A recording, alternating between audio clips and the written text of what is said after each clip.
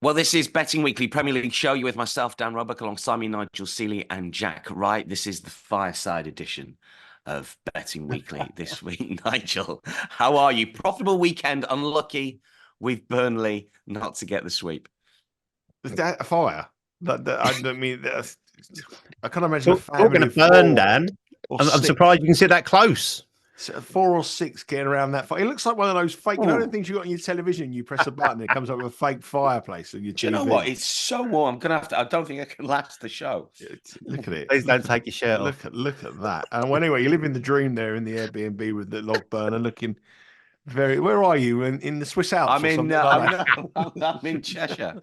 Yeah, I'm in I could Cheshire. tell that. I thought you might have been in Colder than Aspen or something like that. In a your ski lodge for the show. Yeah, it was a bit unfortunate, wasn't it? I mean, it was.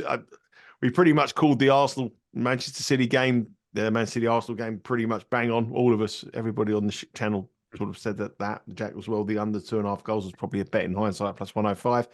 Yeah, it was very Solanke on the business and then to the 3.5 goals. I was counting the cash on that. I thought we had it in the bag, and then it just never come through for us in the end. The goal just before halftime changed the complex of the game. When 0-0 at halftime, I think we would have cashed, but a goal just before halftime is always a bad thing if you're on the unders. Whatever line you're on, 2.5 or 3.5.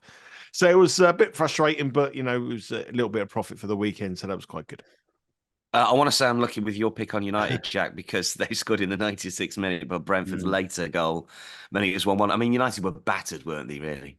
Yeah, I posted much the same. I'd have been stealing a win on that one. I'd have took it, obviously, 100%, and ran off with it. But yeah, admittedly, I thought one of the luckiest wins of the season when they scored like 96, and then for them to, well, as Nigel said at the time, when he very succinctly summed up Man United over the course of this season so far, that sums them up, doesn't it? They couldn't even get over the line with like a couple of minutes to go, having been backs to the wall. So there we go. Yeah, we take that one. But yeah, another good goal scorer winner, and a half a loss. So it was worth playing that more cautious line on the Palace game.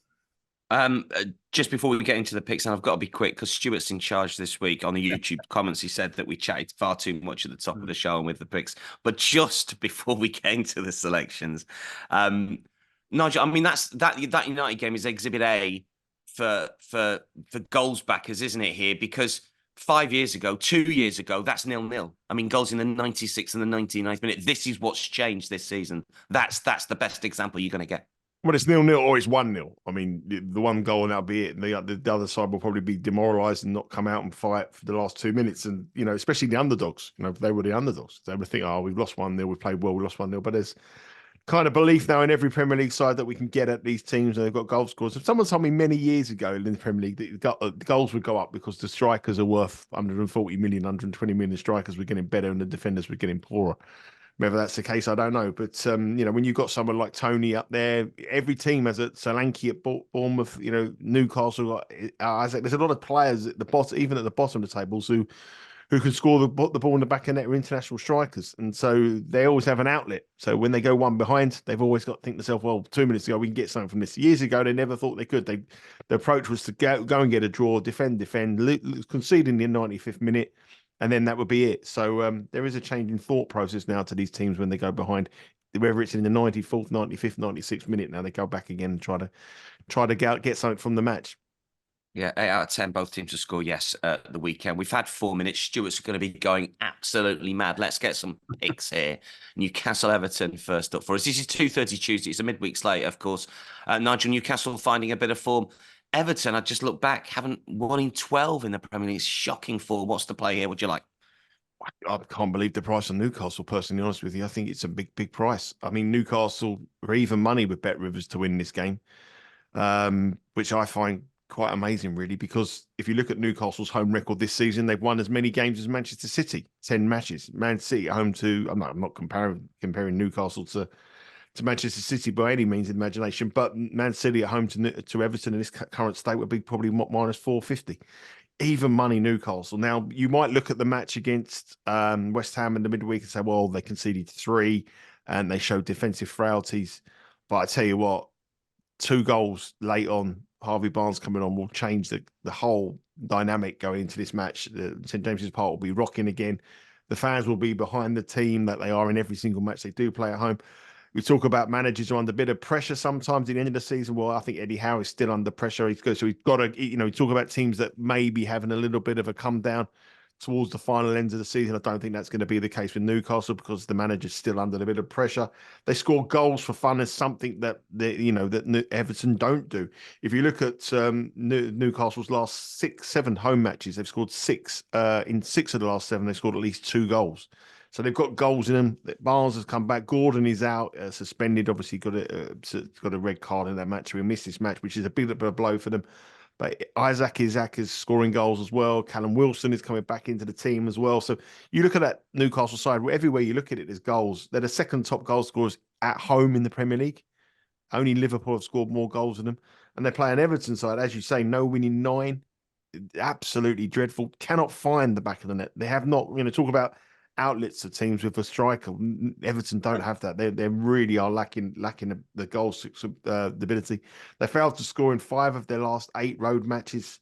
They haven't had an away win since December. And you talk about teams at the bottom sometimes having the need to win. Look at teams that have got nothing to play for, which we've used that sort of argument many times on this show. But this Everton side are trying to bore their way to survival. 0-0. Gritty 1-0, and they're getting by because other teams are dropping points below them, and they're just getting by trying to do that kind of thing. But against his Newcastle side of a free scoring, I think even money is a great bet.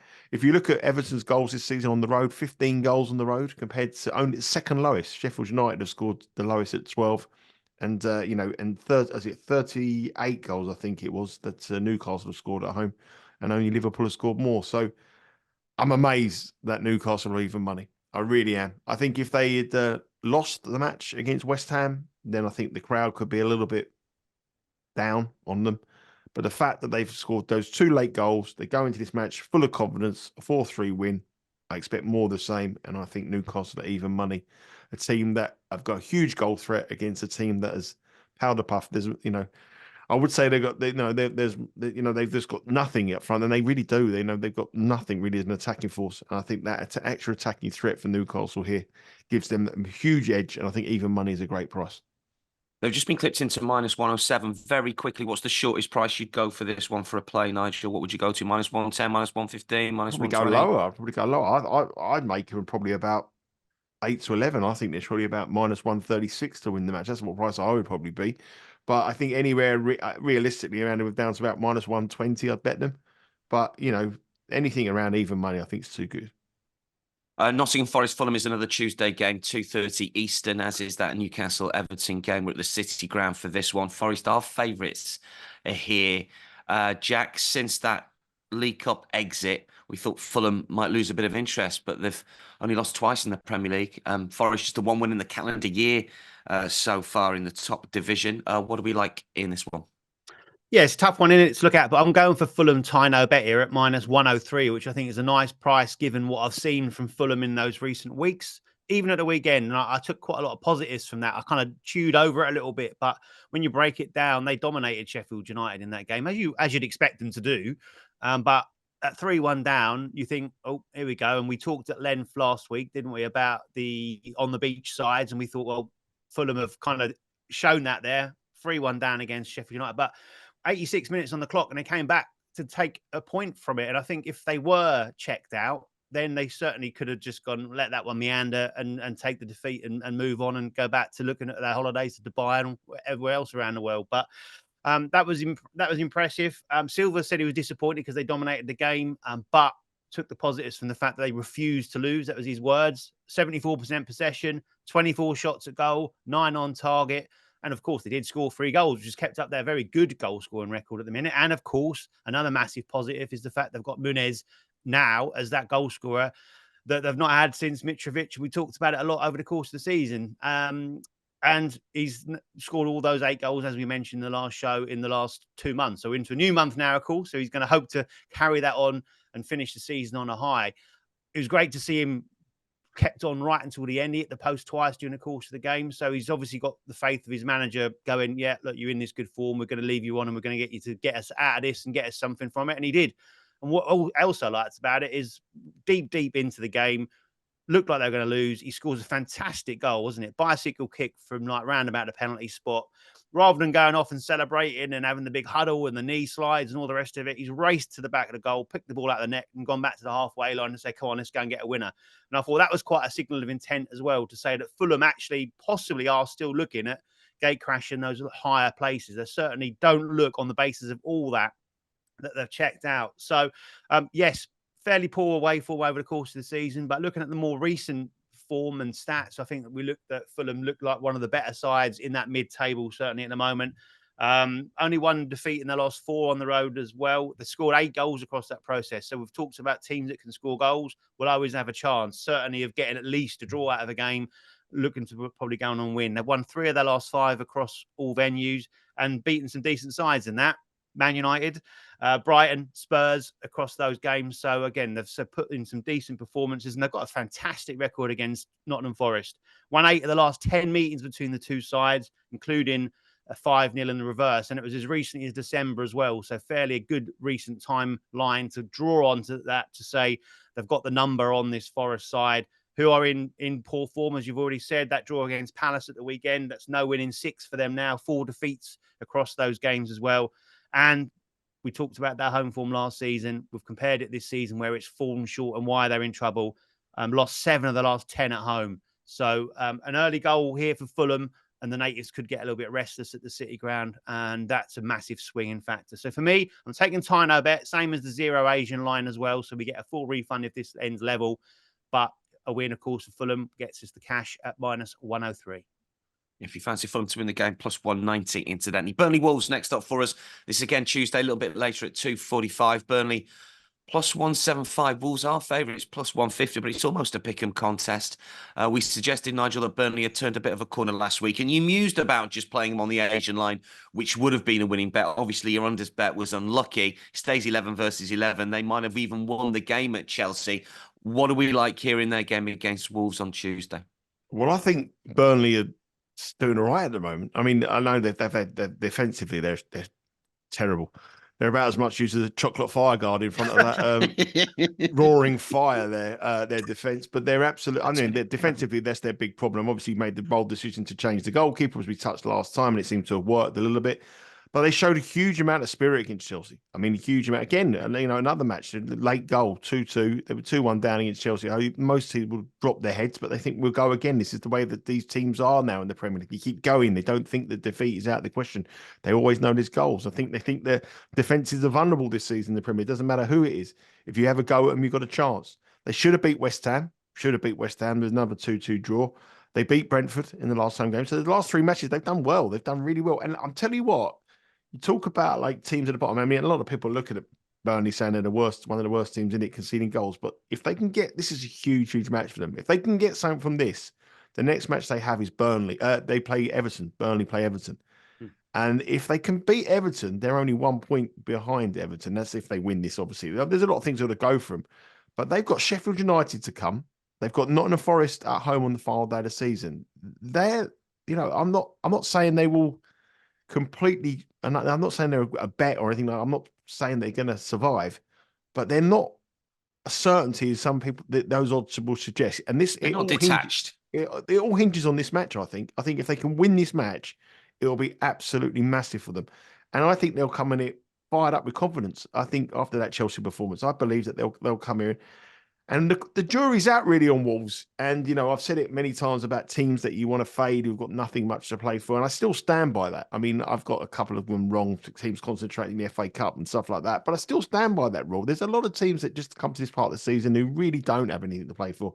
And Wolves are definitely that side at the moment in the Premier League. They are the team that I think that will sort of fade away for a number of reasons. Obviously, they got beat dramatically in the FA Cup against Coventry, which was a huge blow for not only for them but for me, because I bet them 100-1. So that was a huge blow for me. So that is a massive disappointment. They didn't play well yet on Friday against. Is it Friday? I'm not losing the days over. Was it Friday? Yeah, it was Friday. It was Saturday. They didn't play very well against Aston Villa in the 2-0 defeat. Villa were in total control. They didn't really offer anything at all, Wolves, in that match. And the manager's been linked now with a few positions. You know, he's been linked with a coaching job at Manchester United. There's a couple of manager positions that he's sort of been muted around for. So there's a little bit of uncertainty around Wolves at the moment coming into the close season, and I think that's going to affect them. So I think this is an absolutely must-win match for Burnley, and I think they can win it. And I'm surprised that they're such an underdog here. I know they've got the worst Premier League home record in the division, and I know that they concede so many goals, but this is 7 or 8 matches to go in a Premier League season. Strange and crazy things happen. You know, anybody who's new to betting, who comes along and looks at a league table and looks at the average and looks at the stats, you are going to do your bollocks if you start betting at this time of the season. Doing Don't those get us kind of R-rated. The show's not a sweary show. Things go, but they do. You are going to do your money. But things go, like things change at this time of the campaign. Things change. And the Burnley that we saw 8 weeks ago are not the Burnley we see now. They're fighting for their life. And I think the crowd will be behind them, everything that. And Wolves, I think, are a fade at this present time. So I'm going to go for, I like Burnley on the money line, which I wouldn't put anybody off. But the fact that they concede so many goals, they're conceding like almost 2 a game for the last however match is since. I mean, if you look at their goals, this since January the 31st, 1, 2, 3, 4, 5, 6, 7, 8, 9 matches, 8. They've conceded at least 2 in 8 of those. So that is their problem. They've got to stop the goal rut, and if they can do that, they'll win. They've got goals in them, and I think that Burnley here will get something from this match. I wouldn't rule out a draw, so for that reason, I'm going to go for Burnley draw no better plus 105. The fade is for Wolves. The fade will be for Wolves for the remainder of the season. And I think Burnley a win here and next week set up against Everton, then they'll believe that they can survive. But I'm going to go for Burnley, draw no bet, plus 105, v Wolves. Extras on that is a bit of a theme of today's show is strikers have been able to score goals. And of course, Fofana is back for Burnley in this. He weren't allowed to play at the weekend because it was against his parent club. So that's quite key. And he scored a couple of goals recently for him, which have been massive. And Wolves have got injury problems in that forward area. So that's, I think, their problem is we've said it in the past, haven't we, about Wolves scoring goals, and they've got that return to haunt them at the moment because of losing all their players for injury. So, yeah, absolutely on that one. And a couple of wins set at the bottom of that table. It is so tight. The points are so low down there. You do string a couple of wins together by any means you can, and then suddenly you're either caught up or out of trouble. Yeah, not without hope, I think, Burnley to stay up. It's a long shot, but not without hope, certainly. It all hinges Arsenal, on this game, Dan. This is the game. If they lose this match, then they haven't got a chance. If they win this match, they're set up. They're going to a 4-match unbeaten run against an Everton side that are really struggling. They can get something from that, then they've got a chance. Arsenal-Luton is the first Wednesday game we take a look at here. Arsenal are extremely short at minus 835. Luton 20-1 shots. Draws 9-1. Plus 900. Jak, I think Arsenal may well have played for a draw at City. We'll talk title later in the show, but they're not going to do it, obviously, at home against Luton. And goal scorer bets were our saviour at the weekend, treated us really well. You've picked out a player to follow here at the Emirates. Yeah, again, another repeated theme is it's a tough slate, isn't it? There's some tight games and you've got to try and work out how people are going to be suffering from playing back-to-back quickly and also massive odds on favourites, short favourites. So, yeah, I've gone with one of those games and combined a couple of those factors as well. So Kai Havertz is my selection this one to score at plus 112, plus money for a striker to score against Luton at home is a bit of a no-brainer for me, to be fair here. He's in his best run of form since coming over to England. He sort of struggled in and out and had his moments against when he was playing for Chelsea. He's come into Arsenal and he started off playing a little bit deeper, didn't quite have what they were looking for. And then by one reason or another, he's found himself as the main strike force. And I think that's a great role for him there because he does offer Arsenal something different. He's 6'4", 1.88 m. So he's got that physicality about him. He does work hard. He works across the line. And he can link up play. He can drop in a bit deep. And he's also been around to score goals in the box as well. So that game against Manchester City then talked about there. Yeah, Arsenal were looking for, certainly to get out of town with something, which they duly did. That ended a run of 4 successive league games where Havertz has scored. So we can forgive him that, given the role he probably had to play in that game and the opponents as well. Man City away, as you said, a little bit different to Luton at home. Looks a great chance when they get on a score sheet here. We've talked about Luton all season. They keep doing what they've been doing all season. Spurs take the lead, go into half time, and you still had that feeling that they were likely to chuck it away, and they did. But again, it was another tight, tense end for them. A late goal, 2-1 defeat. And where we've seen them struggle this season is when they've had to go back to back so quickly because of their squad. They don't rotate. They haven't got the ability to rotate like other sides have. They will pretty much have a 1 to 11 and have to go with it. So we'll see that again here. And we saw them recently. This is a very comparable game to when they played Liverpool. They were running on a little bit of empty. First 45 minutes, they gave Liverpool a real tough game. They ended up losing it 4-1. I wouldn't be surprised to see a similar scoreline here. I expect Arsenal to score 4-5 goals, something like that in this one. We've seen Luton away. Luton in recent games, 4-4 against Newcastle. That 4-1 against Liverpool. 6 they conceded at home to Manchester City.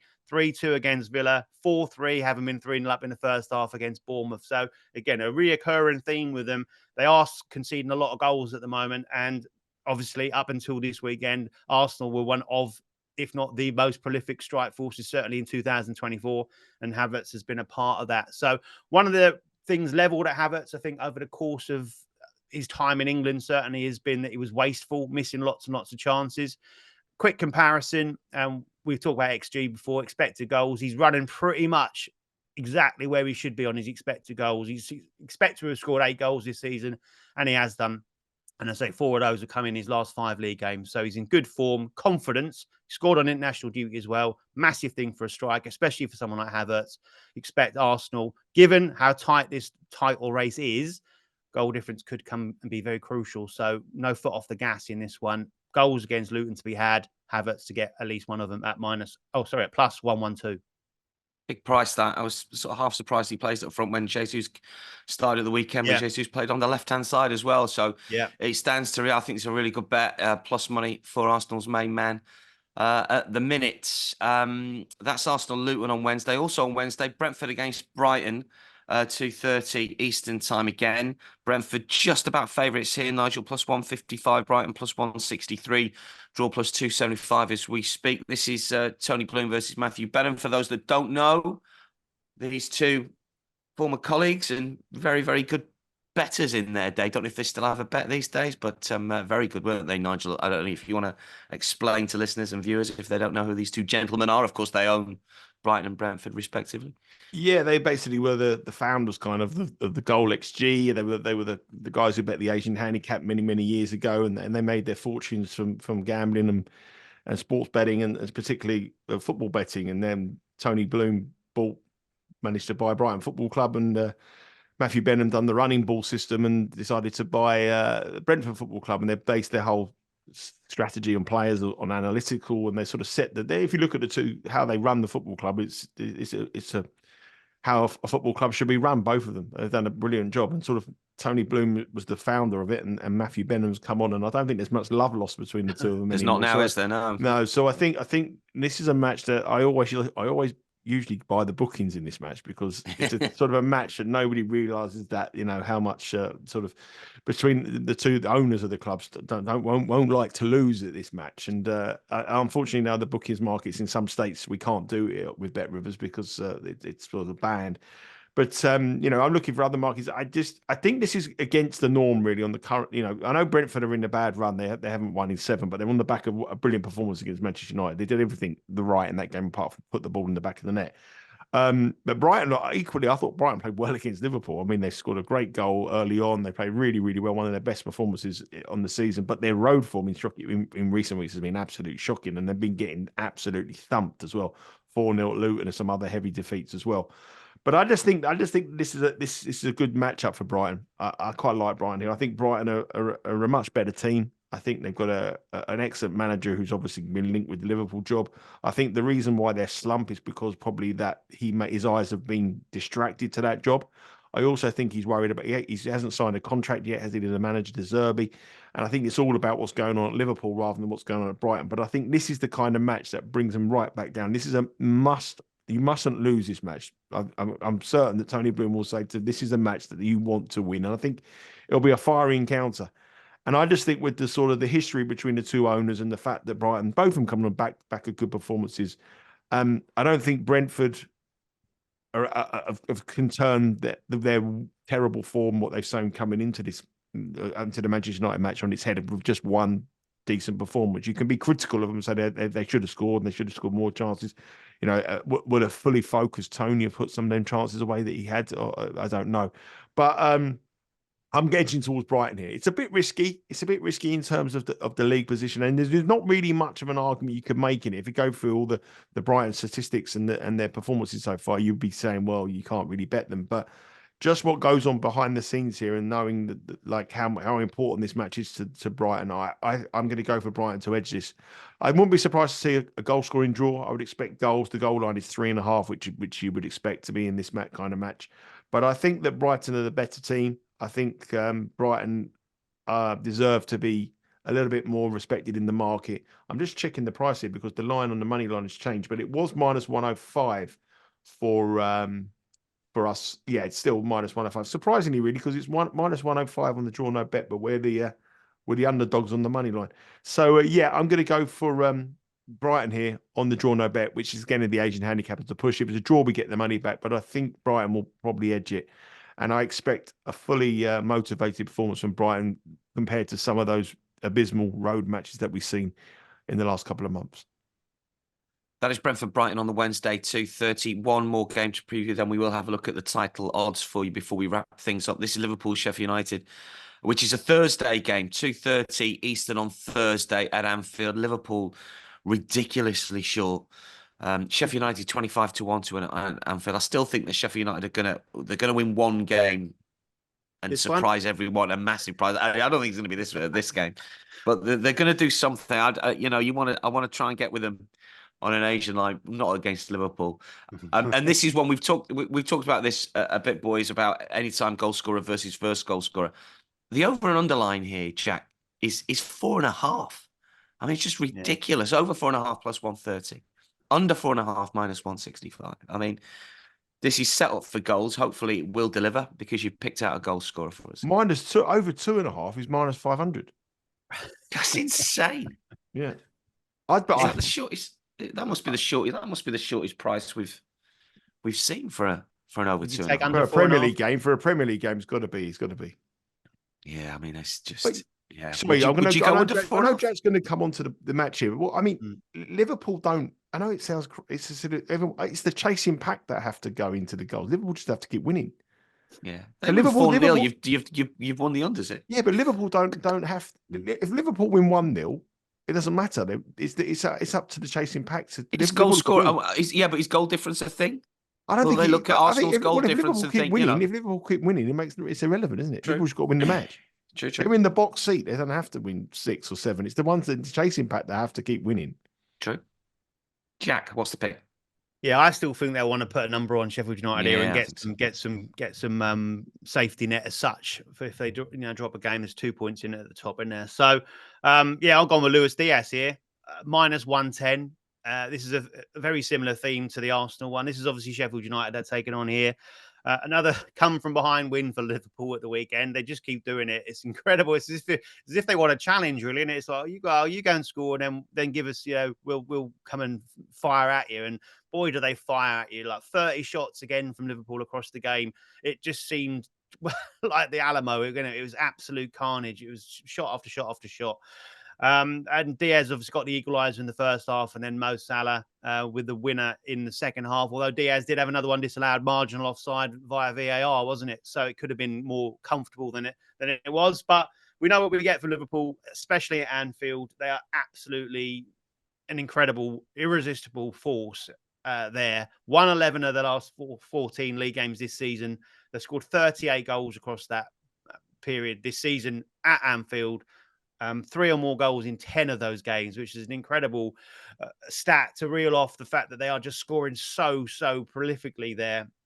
We know over the course, it's no fluke, is it? 1 defeat in the last 56 league games at Anfield.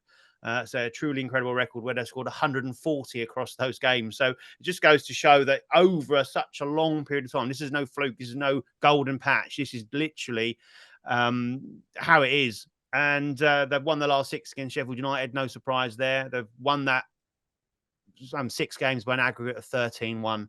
So And we know Sheffield United, worst team in the league, worst defence in the league, conceded 77 goals this season. They're now averaging 2.65 goals conceded per game, hence why this goal line is so high. We do expect Liverpool to run riot here in front of their crowd. Obviously, they've got the worst away record, as you'd expect when they've got the worst overall record as well. And then when you look at the other two in this Liverpool front three, you'd probably expect all of them to get on the score sheet, to be honest. But you've got Mo Salah, probably rightly at minus 200. We know what we get with Mo Salah. He's done it time and time again. Nunez, though, is the same price, minus 200. And then we get Luis Diaz at minus 110, which is obviously a very backable price. And he scored 4 of his last 5 league games at home. He seems to love playing at Anfield. He's kind of that character. He's certainly a player that Anfield will rise to because he's so exciting. He's dynamic. He's quick. He likes to take a shot from outside the box, and he's been scoring goals there. So I think he suits the ground. He suits the atmosphere, and the record shows that he's been enjoying a good goal-scoring form there against the worst side in the league. It's a great play for me. This looks like a superb price at minus 110, especially compared to the other two up top. That's Luis Diaz. Shade minus money to score against Sheffield United at home on that Thursday game at 2:30. Apologies to all our Texan viewers and listeners there for Jak mentioning the Alamo. Jak, don't go to Texas anytime soon. Title thoughts. Liverpool, Man City and Arsenal. After the weekend, Liverpool are 2 points clear of Arsenal, who are 1 point ahead of Manchester City. Nigel, what's your thoughts here? Liverpool plus 120, City plus 200, Arsenal plus 250. I got the impression that Mikel Arteta was relatively happy with the draw. He didn't really go for it late on in the game against City. It's as if he thought, look, I've taken 4 points from the champions this season. I'll take that. And I'm confident for the remaining 9 games, I will get more than the other 2 teams. Did you see it that way? Why do we think Arsenal are plus 250? I think they went there for a draw and they got what they wanted. I mean, Man City disappointed, actually. I think Man City should, you could see the frustration in Pep Guardiola. He wanted a bit more out of his team. I think that was such a bad result for Man City, really. And you see that really, if you look at I reckon if you look at everyone's models and you look at everyone who's trading this, I reckon they'd have Man City third favourites to win the Premier League now. But I think the market has to put them in second place because they're probably the worst result and people will bet them at a fashionable price and the market probably still won't want to get with Arsenal. I think Liverpool are still the bet. I just think they're in the box seat. Their home record is phenomenal. There was one period of time where Liverpool, I think it's in the middle of April, where they've got 3 away games in the space of like a week. They've got to go Fulham, Everton, West Ham away. And I think that will be the crucial part. If they can get 8-9 points from that, it's also whatever, not 8-9 points, but say they get 7 or 9 points from that, their home form is just, they're not going to lose at home against anybody. Sheffield United, Crystal Palace, Tottenham and Wolves, well, you pretty much think they'll win all of them. It's just if they can drop points in a row. Villa away, they've got Villa away on the penultimate of that season. I think it's Liverpool's to lose from here. Jak, Liverpool have got, as Nigel was intimating, got United away still. Someone's got the Merseyside derby. I don't know what that means away. Villa, their last away game, as Nigel was talking about. City have got Spurs and Brighton away, just looking at away games here. Arsenal have got Tottenham, haven't they? Also got North London. Arsenal have got Spurs, United and Brighton. I mean, I tend to think that all of them will win their home games. Jak, what's your take on the title race? Yeah, you look at the those away ones, you think Everton just in that form at the moment. I know it's a derby. Yeah. You still expect Liverpool to go there and get the job done. United, we've already touched on. And Liverpool, I know they lost in the FA Cup eventually. But again, that was another game they should have been well out of sight. United were hanging on by their fingernails. So again, with in the league situation, and also United might be out of that race for the top 5. I know they'd still want to beat Liverpool, but they might be focusing purely on that FA Cup coming up for them. So, and Villa, not sort of, again, another side that might be looking more towards Europe come that time. So I think, Liverpool, worthy favourites for me. That's the big thing. Obviously, you could have Arsenal got Bayern Munich, haven't they? In the Champions League. I think they'll beat Bayern Munich. Don't you think they'll beat Bayern? I don't know. Well, if they do beat Bayern, then they've got Real Madrid or Man City, yeah. and that's going to be that's going to really play havoc in their front end. You got Man City, obviously, you've got to play Real Madrid. I mean, Liverpool can get the kids out and do and reach the final of the Europa League. I think they're in the massive box seat. The weekend was just perfect for Liverpool. a draw in that match there and Liverpool win, it was perfect for them. I think it's theirs to lose. So, I mean, I think there'll be twists and turns along the way. I think there will be shock results and I think points will be dropped. But I think if Man City and Arsenal progress to a semi-final of the Champions League, then I think that's a huge distraction in some of those matches around there. I mean, and Man City got the FA Cup as well. Yeah, against Chelsea, isn't it? Their semi-final. It's going to be interesting. Twists and turns, most certainly. Prices will fluctuate between now and the end of the season, but I tend to agree. Liverpool in the box seat. Atalanta, of course, they play in the last 8 of the Europa League. Beat Napoli at the weekend, 3-0. That wraps up title chat. Let's get best bets before we disappear to enjoy Easter Monday. Nigel, what's your best bet of the midweek slate? Newcastle to beat Everton, around about even money. Minus 105, I think it's. Yeah, and Jak? Yeah, I'll go Luis Diaz to score. Brilliant stuff. Nigel, Jak, thanks for your company. Good luck with your picks. I'm going to get back to my fireside chat for the remainder of Easter. Careful. Be careful. Yeah. That is a wrap for Match Day 31, a Betting Weekly Premier League show. We are back on Thursday, next round of EPL fixtures. For now, though, from all of us, it is goodbye. We'll see you next time.